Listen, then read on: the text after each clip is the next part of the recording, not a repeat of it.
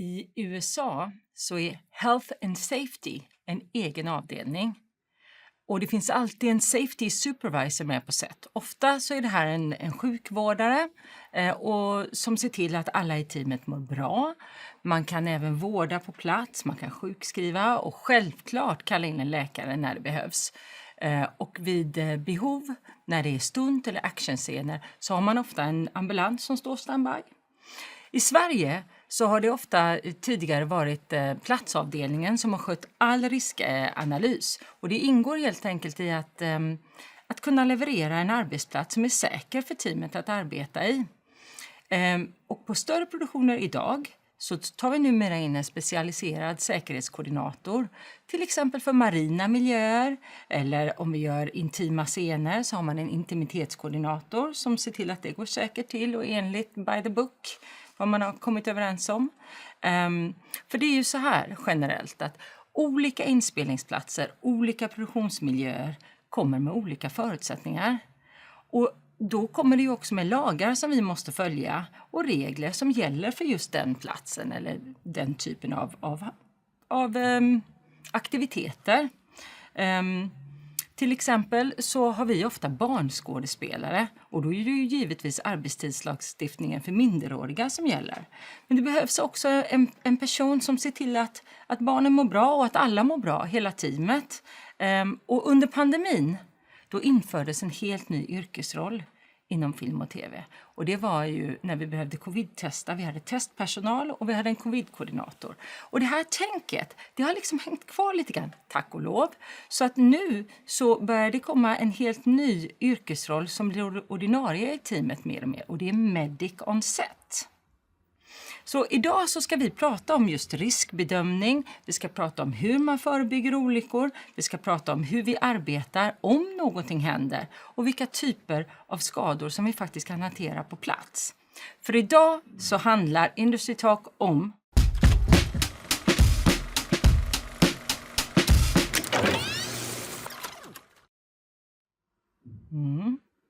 Med mig på plats här idag så har jag Henrik Rylander. Tack. Du jobbar som safety on set. Det betyder att du tittar på de här sakerna med säkerhet och riskbedömning. Och du har också ett förflutet inom platsavdelningen där du har jobbat jättemånga år med riskanalys. Så är det. Och det är ju så att när man kommer ut till en plats så tittar man ju alltid över läget, vad som finns och vad bedömer riskerna så att säga. Det är det första man gör. Och sen gör man ju en riskbedömning på det och så gör en lista på vad man kan åtgärda för att minimera dessa risker. För att kanske ta bort dem helt går ju aldrig, men sedan är det ju väldigt mycket sunt förnuft också som gäller. Och precis. Och idag så jobbar du ju också, du är lite specialiserad på det här med marina miljöer och du jobbar tillsammans med Oceanfilm ska vi nämna här i detta sammanhanget. Ja. Som ju är en aktör i Sverige som är superspecialiserad på just säkerhet på vatten. Men i det här Industry Talk så ska vi prata om alla möjliga olika farliga miljöer och krångliga terränger som vi behöver vistas i. Och vad man kan tänka på då. Ja. Vad ska jag säga? De här... Alltså, nu har ju du, hur många år har du har ju varit på de flesta platser och spelat in, eller hur? Jo, men så är det. Jag har väl en 25 år i branschen i alla fall. Så att man har sett det mesta och man kommer till de flesta ställena som är på alla dess möjliga ställen. Både under vatten och över vatten på hög höjd. Och man ser väldigt mycket risker på väldigt många ställen. Så är det ju.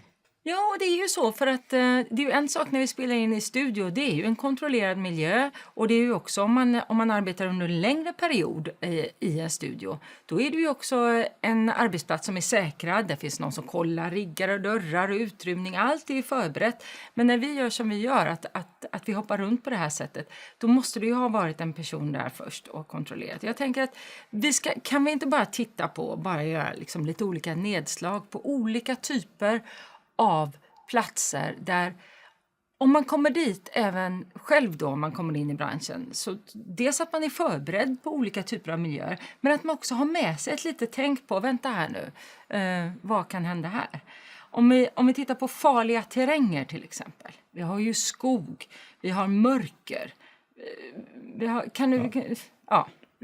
trafik, vi har vattenmiljöer, vi har höga höjder. Det är ju det som är farligt. Och man måste ju ha ett säkerhetstänk hela tiden. Att man kan inte förlita sig på att andra ska sköta säkerheten helt och hållet åt en, utan det är lite sunt förnuft som man måste tänka på. Ja, fast det är ju så att vi har ju lite olika roller. Det är ju, om vi pratar om då, vem har säkerhetsansvaret? För nu jobbar ju du som säkerhetskoordinator. Du har ju haft den uppgiften också inom platsavdelningen att göra riskanalyser. Men om vi börjar från början, vem har det övergripande ansvaret för säkerheten? Det övergripande ansvaret har ju alltid producenten, så att säga, som ser till att inget ska hända. Men sen har ju producenten, kan ju inte vara med på plats, utan då delegerar ju producenten ut ansvaret, så att säga, till någon på plats. Och oftast är det ju då platschefen som är på plats och gör den här riskbedömningen och ser vad för åtgärder som behövs, och sedan får en lista och så signerar producenten att detta är godkänt och att platschefen har gjort sitt jobb, så att säga då. Jag vill göra en liten korrektur på det där. För att det är lätt att säga att producenten delegerar ansvar. Men det är faktiskt så enligt lagstiftningen att producenten kan delegera en uppgift. Ska jag vara noggrann och säga. Aldrig ansvaret. Så att, och då är det också extra viktigt att när man får den här uppgiften, man vet att nu är det producenter som åker dit om jag inte gör mitt jobb rätt och inte informerar om de här riskerna. Så man måste ge då arbetsgivaren och producenten rätt förutsättningar. Så därför är det än viktigare att man informerar och tydliggör om allting, så att arbetsgivaren kan tillhandahålla säkerhetsutrustning om det behövs, eller kan ha extra information och genomgång och verkligen belysa riskerna. Men sen så ligger det ju också, alltså det ligger ju precis som du säger på var en, så som medarbetare så finns det ju faktiskt ett ansvar som alla har. Så är det, men man ska ju också ge medarbetarna förutsättningar som är korrekta, så att säga. Behöver man skyddsutrustning på en plats så ska man ha stålhätteskor till exempel, om det finns saker som kan falla på fötter eller någonting, och man ska ha skyddshjälm, och det ska ju man tillhandahålla då som på arbetsplatsen. Men sedan är det självklart att ser medarbetaren att det finns en fara, så måste ju medarbetaren själv komma och säga det till närmsta berörda chef, så att man kan åtgärda det. Och då, där kommer vi in på det här att det är faktiskt viktigt att man alltid vet vem som är ens närmsta chef. För att, och det är liksom viktigt att man också pratar lite grann om det här, att om jag ser en risk, när ska jag informera? Ja, givetvis när du ser den direkt. Men till vem och om min närmsta chef inte är där. Så att de här rutinerna i avrapporteringen, de är ju rätt så viktiga, att man liksom lite grann benar ut innan man börjar. Och att man alltid vet vem det är som har den ansvaret, så att säga, vem man ska gå till på sätt när det väl är inspelning. För det är ju inte alltid att den som är huvudansvarig är på plats, utan att det väl är delegerat då, att folk är medvetna om att nu är inte den här ansvariga på plats, utan då är det någon annan som har tagit över och har det ansvaret. Precis, och då gäller det ju också att man, till exempel då, så kan det ju vara så på morgonbriefingen. Då är det ju viktigt, då är det ju mitt ansvar. Om jag är med på en inspelning, då ska jag ju veta att på morgonbriefen, då kan det vara så att man faktiskt går igenom och tydliggör att nu är vi på den här platsen, nu är det här som gäller, här är riskanalysen, det här ska du titta på lite extra och vara försiktiga där, och här är utgångarna och lite så. Så då ligger det ju mig att faktiskt befinna mig där och ta till mig den informationen. Ja, för det är ju där som först och främst allting sker, så att säga, på briefingen, där man får reda på vad det finns för risker och vad det är för förutsättningar för själva platsen som man befinner sig på. Och sen då, det är väl också under briefingen som man får reda på att senare idag då ska vi filma det här fordonet här på vägen, och då är det ni som ska stå där, och här är varselvästarna som ni ska på er. Så är det ju. Men oftast är ju dagarna uppdelade i olika platser kanske, och då får man ju ha en briefing för varje plats, så man inte bara springer iväg till nästa plats och att det glöms bort. Utan det är ju väldigt viktigt att man informerar under hela dagen, så att säga. Och det här tänket med safety first brukar vi prata om. Det är ofta så att det går ju väldigt snabbt till. Och det är precis som du säger, ibland är man på 3-4 platser på en dag. Och det är transport mellan. Tipset är ju då att alltid backa hem och verkligen tänka. För det är ju mycket sunt förnuft. Titta sig omkring. Var lite långsam i steget för att det är hurry up and wait. Och när man då tittar, att man hela tiden, man ska veta att det finns en riskanalys för varje plats. Och den finns ju tillhanda. Jag kan titta på den om jag inte varit med på morgonbriefingen. Jag kan själv kolla av, behöra mig för. Det är mitt ansvar. Och är det så att jag får reda på att står du här så måste du ha varselväst på dig. Då måste jag ha varselväst på mig. Så är det. Så det åligger också varje medarbetare att då följa instruktion, som man, om nu ska prata lite sådär, regler och ansvar. Även om det är så kanske att någon säger, ja du syns i bild, det syns något gult där bakom busken. Nej, men då får man ju hellre säga, men då får vi bryta, då får jag gå ut ur bild. Ja, och så får man ta och ställa kameran eller få en bild så att man inte syns i bild så att säga. Och se till att det ändå så är säkert. Så är det. Ska vi prata om några av de här miljöerna som du har varit med om då? Ska vi liksom fundera på, om man tänker sig terräng och skog. Då tänker jag, vad kan hända när man är i en skog? Ja, är det på kvällen så finns det ju grenar, det finns en fallrisk. Det är ju väldigt mycket utrustning på en filminspelning, så självklart är fallrisken det stora där, att man fastnar i något, snubblar över någonting och att slår sig. Och är det också då mörkt så är det ju väldigt lätt att någon kommer bort så att säga. Man går en bit, ramlar och kan fastna i någonting eller så att det är väl en stor risk så att säga. Och jag tänker kablar, men det är mycket också som ligger som man också kan snubbla på. Så jag tänker ficklampan borde ju finnas i varenda filmarbetares Pannlampa är ju det som alla borde ha i grundutrustningen nästan. Så är det.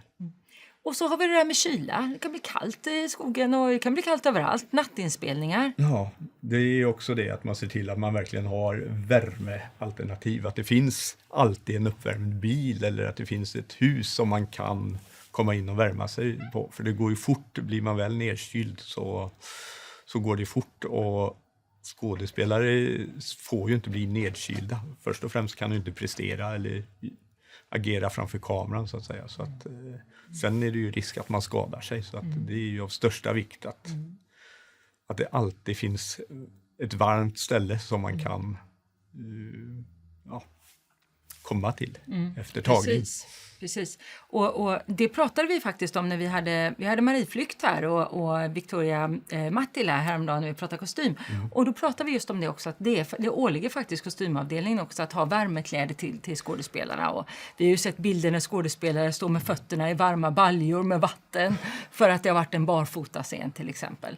Så är det. Och även när du gör i vatten, att många gånger så har vi ju en liten uppblåsbar pool med uppvärmt vatten till och med då, för att direkt när de har varit i det riktiga kalla vattnet så in och sätta sig och bli riktigt varm i en uppvärmd pool då.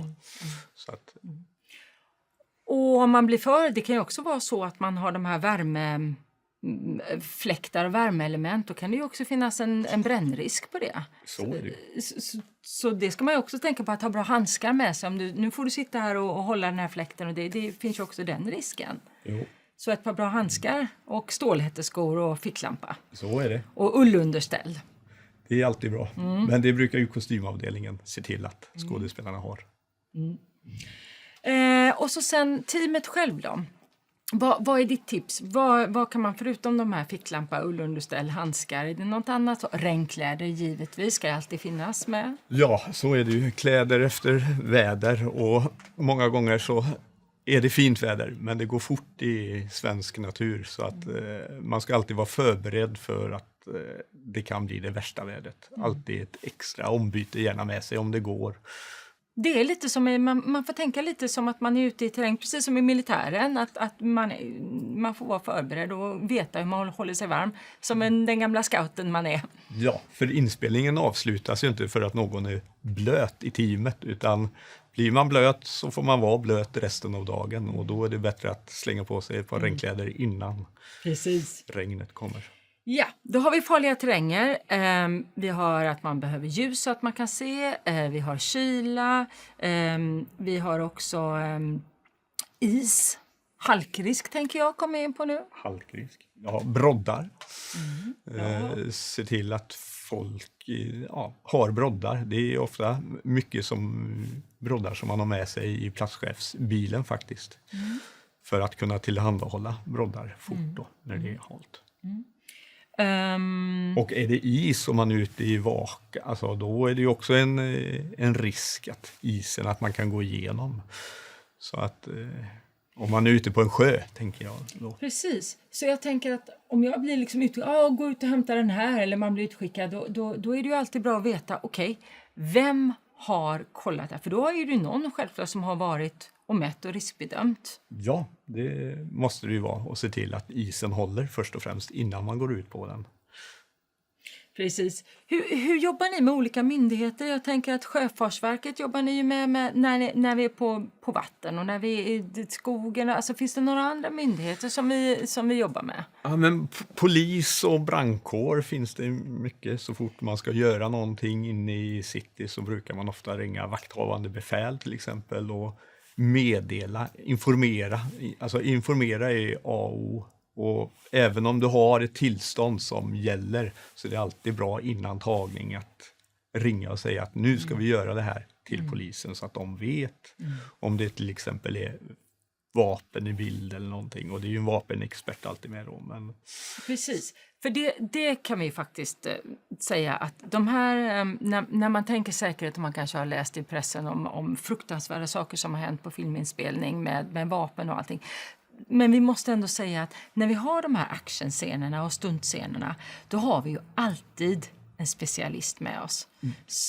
Så de där scenerna ska man ju inte generalisera, men där har vi ju någon som verkligen har tänkt igenom säkerheten. Och det är ju så att en stuntkoordinator har ju också mandat att stoppa scenen. Det är ju inte, vanligtvis är det ju first AD, alltså inspelningsledaren, som liksom running the show. Men när det är en stuntscen så kliver ju den åt sidan. Då är det stuntkoordinatorn som leder arbetet och då kan bryta. Men även vid vanliga scener så att säga, men kanske inne i stan, så är det alltid bra att informera polis och brandkår och allting med utrymningsvägar och allting så att de vet vad som händer.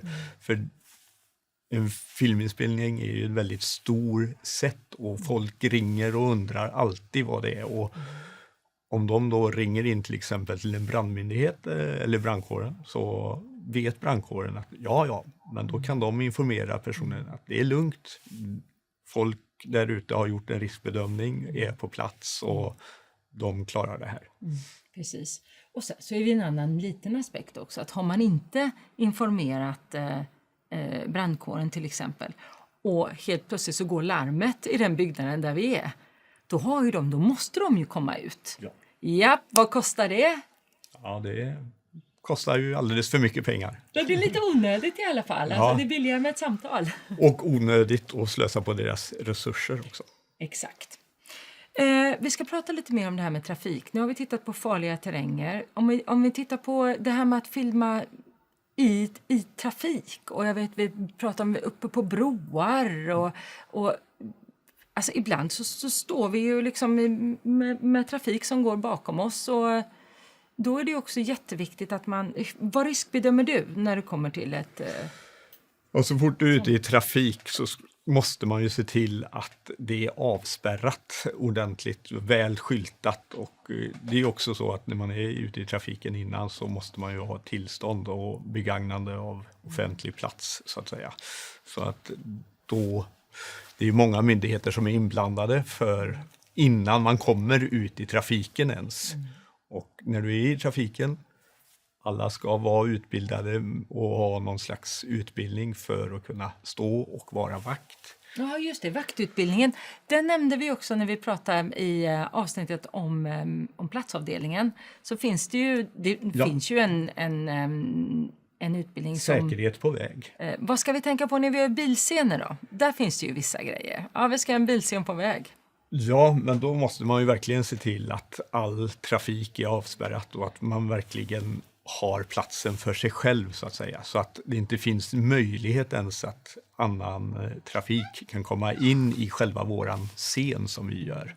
Utan allting måste ju vara kontrollerat av oss på filmsättet. Annars är det ju otroligt farligt. Så kommer vi till det här med hög höjd, byggnader. Det kan ju också vara så att vi måste rigga den där lampan uppe på den balkongen eller på det taket eller sådär. Då är det ju också så att det finns ju något som heter fallskydd. Ja.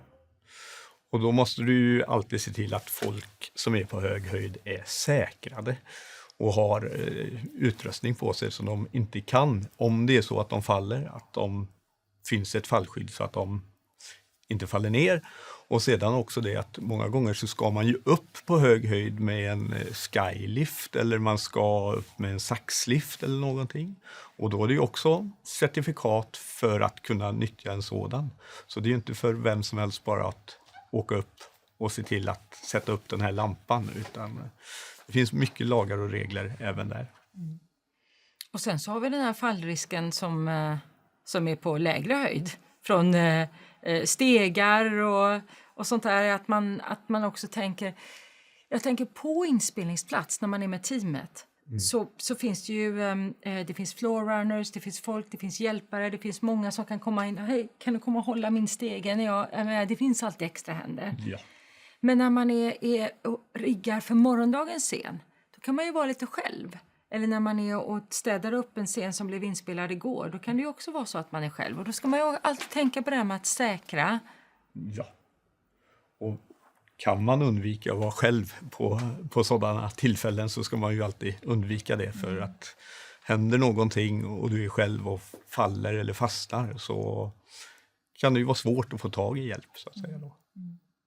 Då finns det ju också så att det finns ju vissa förutom riskanalysen då, för det görs väl också riskanalys för före och efter.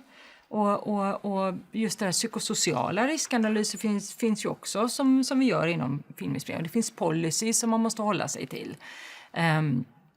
Om man tittar på riskanalyser för ensamarbete till exempel, tittar ni på det när det kommer till en Ja, men alltså ser man att det är farligt att jobba själv så ska du inte göra det. Och många gånger så jobbar du ju själv på tider också som inte andra är ute på. Och tidiga morgnar eller sena kvällar eller nätter. Så att absolut, kan man vara 2 så är det bra. Vi ska visa ett klipp alldeles strax med en regissör. För att man tänker så här, nu har vi pratat om att det är regissörens det är producentens ansvar, alltså arbetsgivaren har ansvaret för säkerheten och kan dela ut ansvar då dela ut uppgifter till olika personer, riskanalys, och man har ett eget ansvar också som medarbetare att identifiera risker, att rapportera risker, tillbud, det är saker som kan hända men som inte har hänt. Det måste rapporteras till din närmsta chef, lite skyddsombud, och olyckor självklart ska ju rapporteras. Men sen så tänker vi också, vi ska lyssna på Annika Appelin, vår regissör, som hur hon ser som kreatören har ju också ett ansvar i att tänka, man kommer in i det, och så gör vi det och så gör vi det och så kan du flytta den lite, kan du göra det här, och helt plötsligt så kanske man har gått över den där gränsen där det faktiskt inte är säkert längre. För man vaggas in i någon slags trygghet, man är i ett momentum. Ja, man dras med i stundens hetta. Ska vi kika på vad regissörens point of view? Säkerhet. Det är superviktigt att ingenting händer på en inspelning. Att ingen blir skadad. Att ingen människa far illa, blir trakasserad, påhoppad.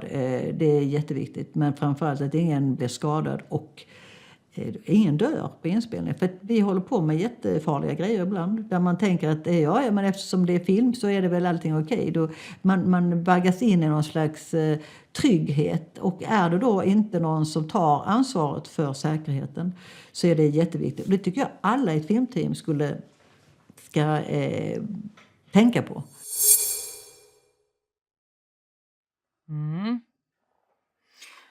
Så är det ju. Och det är ju skönt att höra att alla har med sig detta. För det är ju precis så att man gör bara det, men någonstans så måste man bara backa tillbaka och tänka, vänta här nu. Man får liksom titta lite grann på håll. Och det finns faktiskt nu, precis som jag nämnde innan, det finns faktiskt en person som idag har precis den uppgiften, att titta lite på håll. Och vara de där ögonen som, vänta här nu, vad händer nu, mår alla bra? Att läsa mellan raderna, se hur folk mår. Och det är ju den här nya rollen som har kommit in inom svensk filmbransch. Och det är ju Medic on Set. Och jag hoppas att vi har med oss Nicky Walinger på länk här. Hejsan Nicky! Jag förstår att du sitter på inspelning just nu och du kan när som helst behöva gå. Så att jag tänker att vi ska presentera dig och den här nya yrkesrollen Medic on Set. Det är ju helt fantastiskt. Jag är så glad att höra att vi nu för in den här. Och du är ju också aktiv i att ta fram en arbetsbeskrivning för vad den här nya yrkesrollen kommer att innebära. Så att jag tänker att vi ska titta också lite grann på, du har bilder som du har skickat med på hur du jobbar. Vill du berätta lite grann om din bakgrund, hur du kom in i branschen? Ja, gärna. Jag är ju sjuksköterska sedan 10 år tillbaka ungefär. Och då så fick jag frågan att vara med på Utvandrarna när den spelades in på västkusten för 2 år sedan ungefär.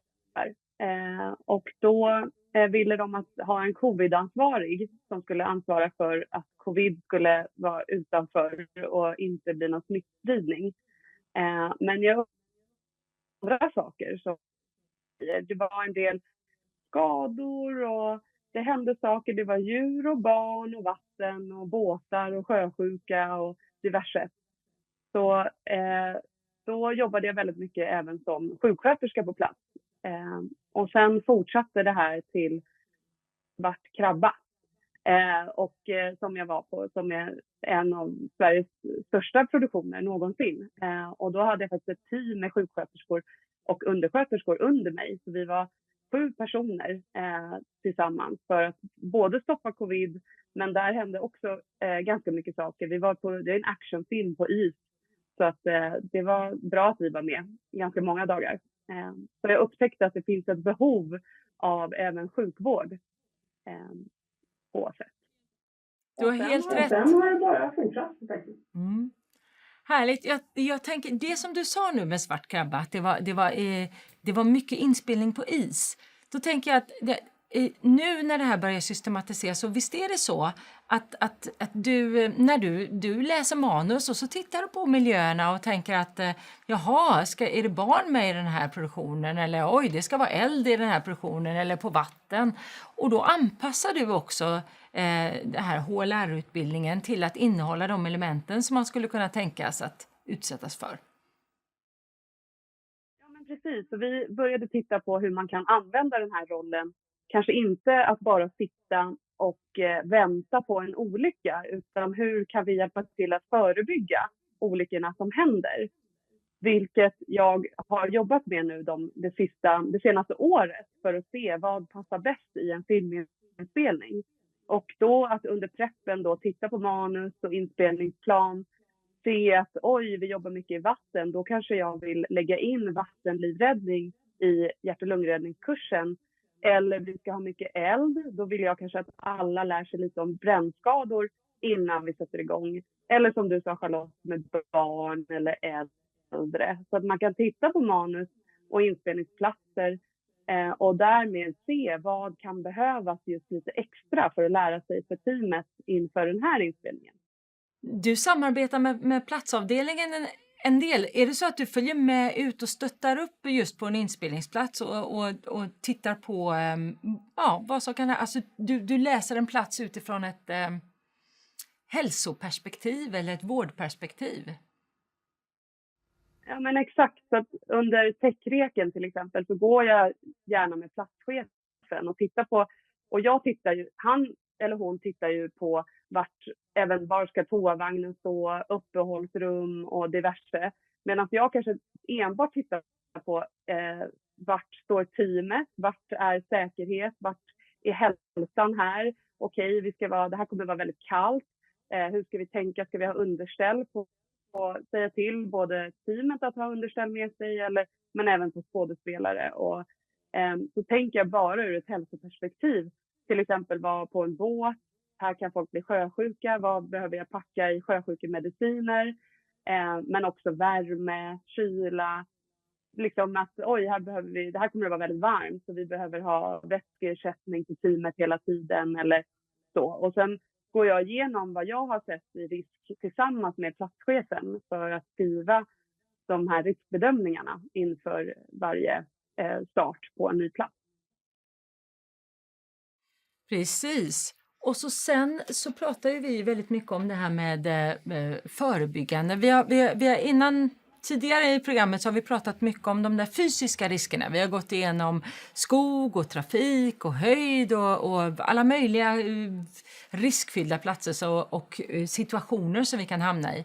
Men vi har ju också den där psykosociala biten, hur vi faktiskt mår. Och där tänker jag att visst är det så att du också har lite ögon och koll på, läser lite mellan raderna på hur teamet mår just med sömn och stress och hela den organisatoriska. Jag är ju då sjuksköterska och det ingår då att man har en sekretess i min legitimation, vilket jag informerar om på liksom kick-offen eller vid starten av inspelningarna. Både till castmedlemmar men även till teammedlemmar. Så att man kan komma till mig, och man kan också komma till mig om man är orolig för en medarbetare eller om A-funktioner är oroliga för de som är under dem.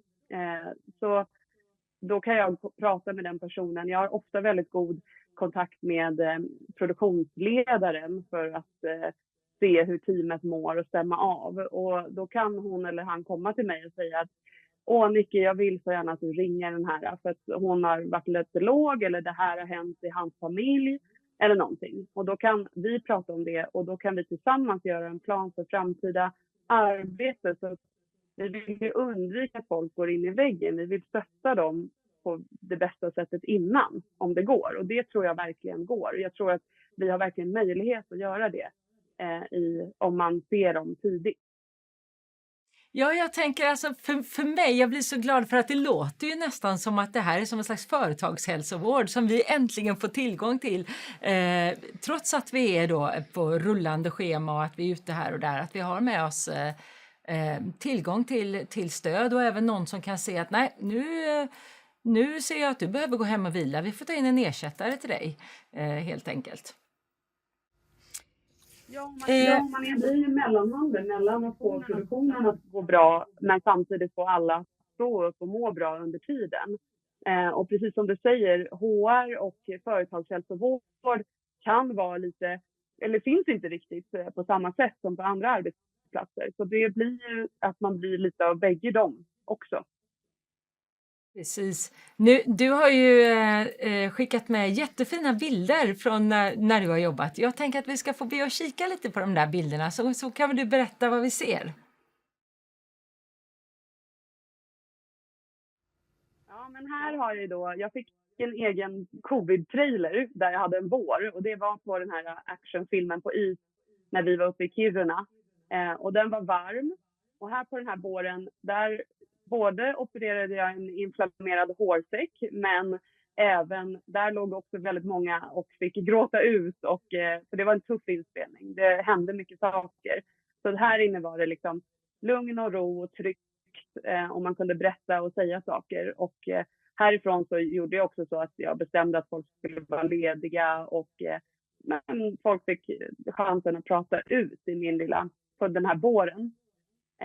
Och nästa bild är faktiskt ett ambulansflyg som vi använde oss av när vi behövde åka hem från Rumänien. När vi fick in covid i vårt team så hade vi redan förberett för att alla skulle få komma hem tryggt och säkert, hela teamet. Så då kom det en ambulanssjuksköterska och hämtade upp oss. Den mittenbilden är också hur man kan hjälpa till med hur skador ser ut. Det här är faktiskt en stukad fot, men som jag fick hjälpa maskavdelningen på hur det skulle kunna se ut. Och när jag hade hjälpt dem att visa bilder, då gjorde de ungefär 100 gånger värre. För de sa att the more the merrier. Så det här ser mer ut som kallbrand faktiskt, än en riktig stukning skulle jag säga. Och sen är det jag som är ute på täckrek och har både munskydd och visir och en varselväst på mig för safety first. Och sen den sista bilden, det var faktiskt när jag fick linda fingrar på en skådespelare. Och det här fick jag göra varenda dag för att jag trodde att det bara var en gång. Men sen kom skriptan fram till mig och berättade att men Nicky, det här blir 15 dagar till som jag fick sitta och linda de här händerna för att det skulle se så autentiskt ut som möjligt. Så att man får hjälpa till på både sjukhusscener och även skador och blåmärken och diverse som händer och så. Ska vi gå vidare till nästa bild? Här är på en båt vi skulle filma där vi hade 100 stycken sjösjuka statister. Det var väldigt spännande. En kräkfest utav dess like kan jag säga. Jag har aldrig jobbat så mycket. Ja, men här är då att man kan vara med på täckreken och titta från ett hälsoperspektiv som vi pratade om. Men sen så vill jag också, jag är inte där för att ta någons arbete utan mer samarbeta med alla funktioner som finns, alla hjälpfunktioner. Och jag samarbetar jättetajt med Stund, så att jag brukar vilja vara med på stundrep. För då hör man och ser man vad som ska hända. Jag hade till exempel en skådespelare som berättade för mig och stuntmannen att hon får väldigt ont i ryggen lätt. Och då kunde jag sätta på sån här värmepads på hennes rygg när det var liksom action time. Och massera och liksom förbereda inför hennes stunt. Och det blev så himla bra. Hon kände sig så otroligt trygg. Och det är det vi vill egentligen att alla ska göra. Så att de känner sig trygga. Och sen har jag samarbete med både djurskötarna för att veta vad kan hända här. Man måste ha med mig för någonting i första hjälpen väg. Och även vapenansvariga, vattenansvariga.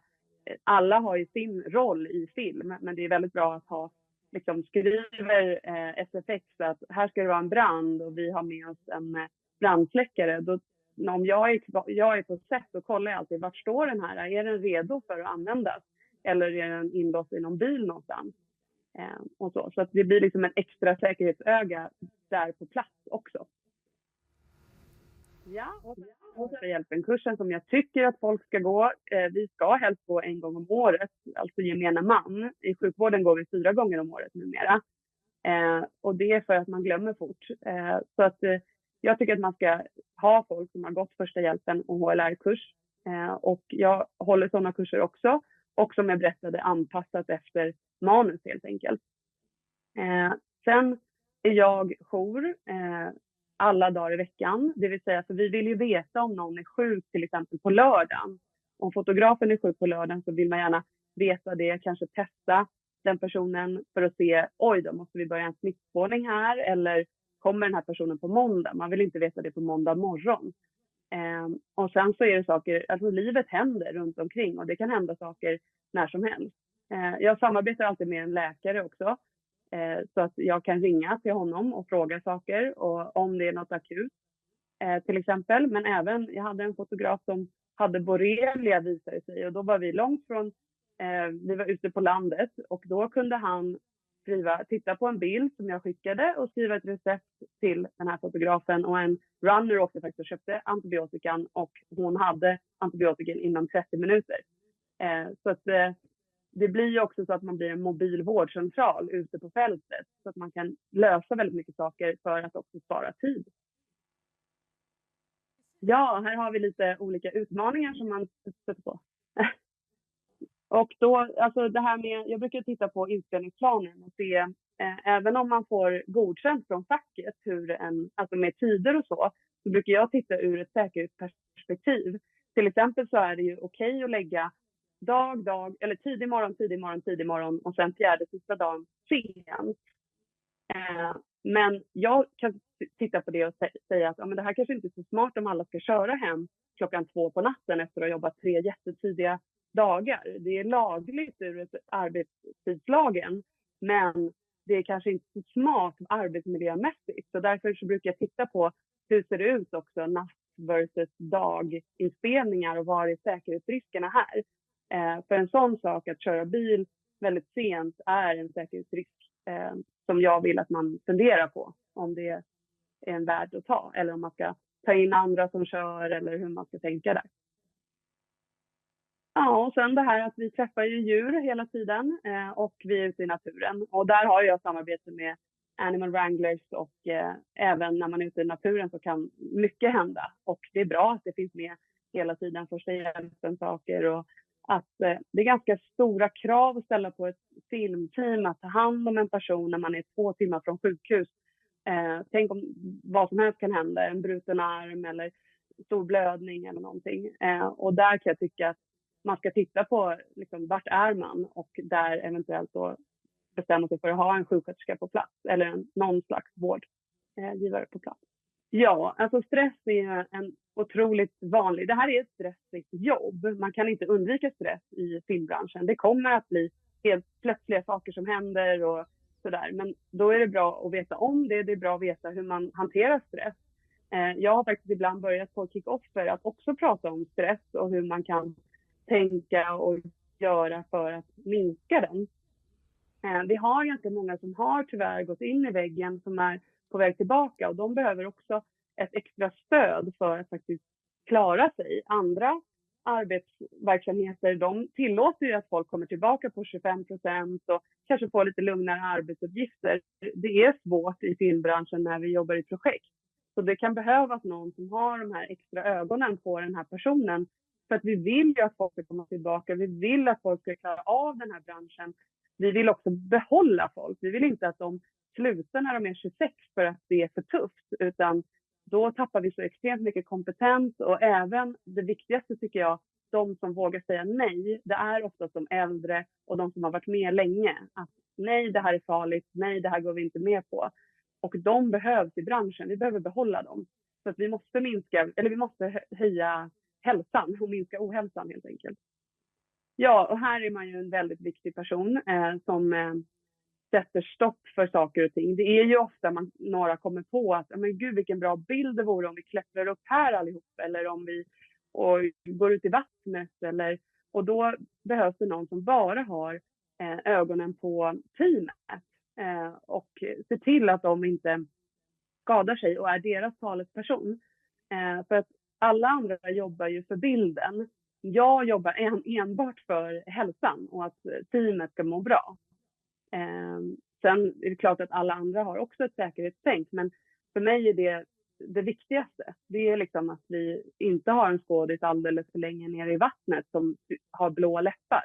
Utan då ska den personen upp och värmas och sen kan vi fortsätta filma. Och så. Ja, och sen så det här är ju världens roligaste jobb. Jag har ju fastnat totalt. Jag tycker att det är helt fantastiskt. Men om man bara ser mörker, då blir det inget kul. Utan man måste också inse vad man får se, de här fantastiska platserna. Här får jag köra skoter och vi får köra båt. Vi hade grillunch varje dag. Jag fick träffa en papegoja. Det är ett helt fantastiskt jobb om man tänker från mig som då har varit i sjukvården. Så tycker jag att det är så roligt att gå till jobbet för att inte vet vad som händer. Men jag tycker att människorna och mötena är det absolut roligaste. Jag har en väldigt bra historia om en tjej som sa så här, nej men jag ser bara mörker, det är så hemskt här. Jag vill bara att det tar slut den här inspelningen. Och då frågade jag henne så här, men ska du inte sluta då? Ska du inte lägga av? Och då sa hon, det kan jag inte. Jag måste vara kvar för faddens skull. Och då så tänkte jag, okej, men du kan inte bara minnas det här som ett stort mörker. Och då fixade jag så att dagen efter så kom det en kille och hämtade upp henne på skoter och åkte en timme. Så tog jag hennes telefon och hennes walkie och sa att det här passar jag så länge. Och sen när hon kom tillbaka då sa jag så här, nu minns du någonting annat från den här hemska inspelningen. Nu minns du något kul. Och det sa hon, ja det här kommer jag alltid minnas. Så man måste också se till att du lever bara en gång. Det här är ett jobb. Och det är klart att man ska göra sitt proffsigaste och göra sitt jobb. Men det måste också se någon glädje i att gå till jobbet. Wow, tack så jättemycket. Och jag tänker att det här som du sa när jag pratade med dig en annan gång, så sa du så här, ingen ska ha ont i magen på sätt. Och då menar jag inte ont i magen här och inte ont i magen för att man inte vill gå till jobbet. Det är ju liksom två olika grejer som det känns ju som att ha en rullande vårdcentral med sig ger ju så mycket mervärde. Och jag tänker att det här med att vi ska skapa livslånga karriärer inom film och yrkesnämndens uppdrag att se till att vi kan jobba inom film och tv och hålla hela livet. Det är ju, där är ju din roll och det som ni gör, det är ju jätteviktigt. Så din uppmaning då? Jag har också märkt att det som jag... Nej, men jag har märkt att det som jag har, som andra kanske inte har, det är ju tid. För att folk har ju sina uppgifter och det är det, de måste vara fokuserade på det. Men det jag märker är att just den här tiden att lyssna på någon, att åka till någon, prata med den personen ordentligt, det har varit en saknad i den här branschen. Och det kan jag känna att jag åker med dig till set morgon och kväll för att vi ska kunna prata, till exempel. Att jag lyssnar på dig, eller för livet händer utanför. Man kanske ligger i skilsmässa eller någon är sjuk i ens nära och kära. Och det kan man behöva, lufta med någon. Och oftast så tycker jag att det hjälper väldigt mycket. Och där har jag märkt en stor lucka som jag känner att jag fyller. Liksom. Då tycker jag att vi ska passa på att ropa ut till alla som känner att man vill man ska inte uppmana värdefulla sjuksköterskor att ta ledigt från sina jobb, men man kan komma och göra sitt jobb på plats. För att det här är ju en arbetsbeskrivning som vi också ska jobba med att skriva fram. Och det är ju ofta så, build it and they will come, så att vi hoppas och tror ju att vi ska få växla över lite folk från hälsa och sjukvård också ut i filmset. Bli filmarbetare. Tack så jättemycket för att du var med och lär oss hur vi ska... Ja, och det vi hoppas på, som vi också har pratat om, Charlotte, är att vi kanske kan göra en nedbrytning att här behövs det undersköterskor, här skulle behövas sjuksköterskor och här är till och med så att vi skulle vilja ha en läkare på plats eller 2 sjuksköterskor eller ambulanssköterskor, så att man kan se hur man ska dela upp en produktion så det blir säkert för alla. Det ska det vara. Safety first. Tack så jättemycket för att du lärde oss att hälsa på sätt. Och vi får väl säga tack för oss och säga att det har varit jättebra. Det här har ju varit en väldigt övergripande introduktion till att vi måste tänka säkerhet först på inspelning. Alla filmarbetare måste tänka på säkerhet och ha det med sig som en slags... Ett mantra. Ja, lite grann ett perspektiv som man alltid tänker, vänta här nu, så att man inte vaggas in i det där trygga, utan man hela tiden hjälps åt att backa tillbaka och veta att det ligger på mig att rapportera, och vem ska jag rapportera till? Och givetvis då att det finns skyddsutrustning, policies, att vi har en struktur som nu byggs fram så att vi kan ha livslånga karriärer, säkra arbetsplatser och att vi blir en professionell bransch som man kan jobba i hela sitt yrkesliv. Yeah. Vi säger tack så mycket från yrkesnämnden, och hälsa och säkerhet har vi gått igenom idag. Tack så mycket.